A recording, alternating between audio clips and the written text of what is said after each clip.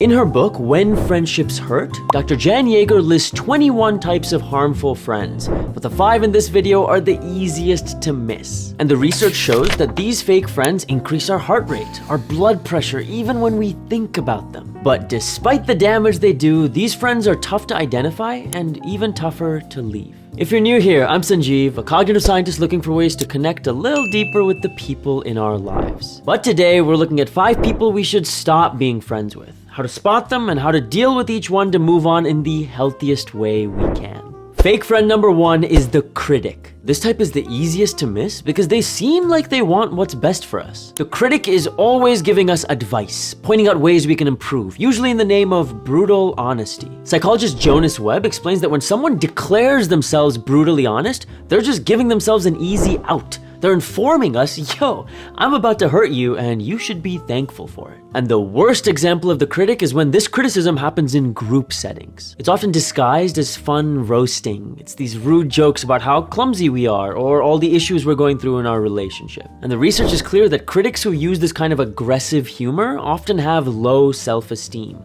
So they try to elevate themselves by putting us down. So given all this, how do we deal with the critic? Well, it's worth trying to have a talk about it. Hey, I'm not always looking for advice. Sometimes I just want you to listen. But if they dismiss our feelings with phrases like, I was just kidding, can't you take a joke?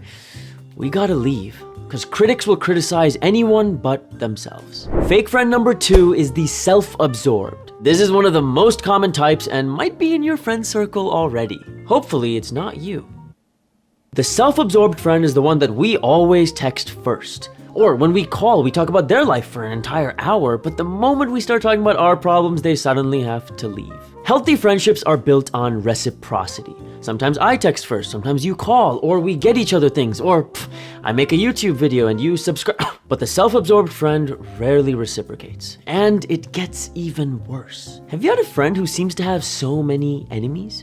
They see themselves as this main character, right? Who's somehow always the victim of some villain's attacks. This is narcissism, and the research shows that narcissists perceive more interpersonal transgressions, okay? Basically, they imagine hate and enmity even where there isn't any. So how do we deal with this friend? Again, we could have a conversation about it, but if the signs point to narcissism, then this is the only scenario where we shouldn't say anything at all. Research shows that narcissists are extremely averse to feedback or criticism of any kind. They respond with denial, grudges, or even something like the silent treatment. So instead of a confrontation of any kind, it's better to just slowly start being too busy. To talk, to text, to meet up, and then just quietly move on. Fake friend number 3 is the downer. This type seems a little annoying, but actually does the most damage out of all the friends on this list. So moving on from them is absolutely necessary. The downer is the friend who's always complaining about everything, right? But most often it's gossiping about other people. And gossip isn't always bad. Psychologist Miriam Kirmer explains that sometimes friends gossip as a way to secure support, to work through a problem and grow closer. But if the only conversation you have is what you don't like about other people, that's not healthy anymore. And the consequences are intense. Research has shown that negative emotions spread way quicker than positive emotions. So the negativity from downers can quickly leak into our lifestyle and spread to the rest of our social circle. And this negativity is crazy harmful. Research from just a few years ago has shown that repetitive negative thinking is a clear predictor for brain diseases like Alzheimer's. And that's what a negative friendship does. It's rotting our brains from the inside. So how do we deal with a downer? Well, Dr. Kirmer explains that one option is to just set boundaries around certain topics, like how much you gossip about other people. It's a way to cut out the problem while keeping the good parts of the relationship. But if that doesn't work, we gotta leave. Yes, we're gonna be enemy number 1 in the next round of gossip, but that's a way better outcome to the damage of staying. And fake friend number 4 is the one-upper. This type does so much damage in a few specific scenarios, like when we share good news. In healthy friendships, psychologists study something called capitalization. It's when a lowercase letter is written differently at the start of a...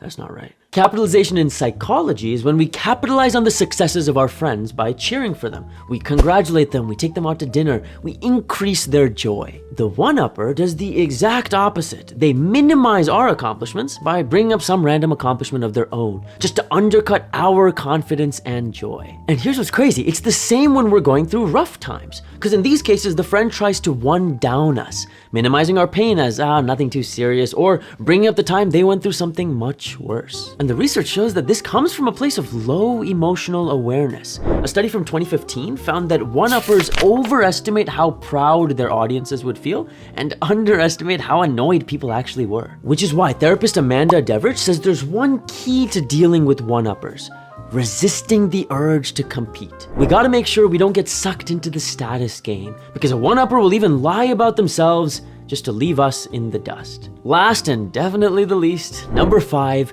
the cheat. Pretty much self-explanatory. This is the friend that you've caught lying.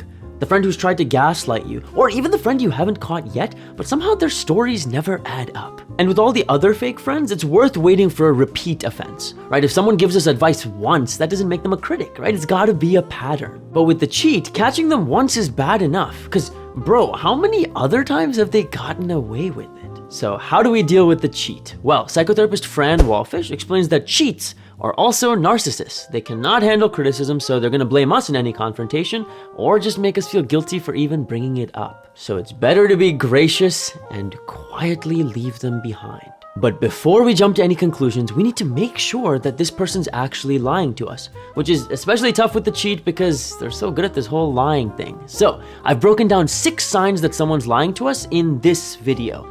Help us identify if one of our friends is actually a cheat. Good luck. We'll talk soon.